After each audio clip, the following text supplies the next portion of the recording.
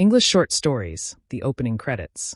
The cinema car park was packed with vehicles, and every spot seemed to be occupied by drivers who were moving at a glacial pace.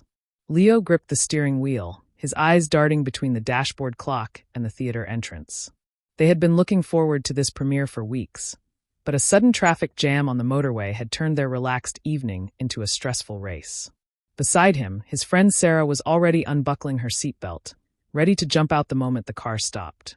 "Hurry up, or we're going to miss the start of the movie," Sarah urged as Leo finally spotted a narrow space near the back of the lot.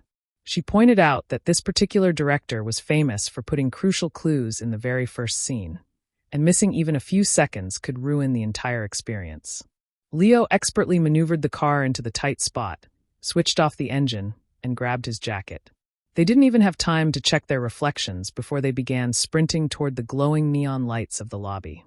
Inside, the smell of buttered popcorn was tempting, but the queue at the snack counter was discouragingly long. They exchanged a brief, silent look of agreement. There was simply no time for snacks if they wanted to find their seats before the lights dimmed. They dashed past the arcade machines and presented their digital tickets to the usher, who gestured toward Hall 4. Their footsteps echoed loudly on the patterned carpet as they hurried down the dimly lit corridor, reaching the heavy soundproof doors just as the distant sound of cinematic music began to swell.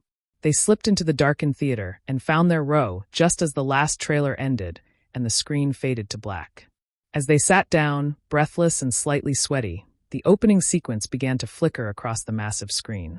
Leo leaned over and whispered that they had made it with only seconds to spare. Despite the chaotic journey, the excitement of the film immediately took over, and they both relaxed into their plush seats, grateful that their frantic dash had been successful.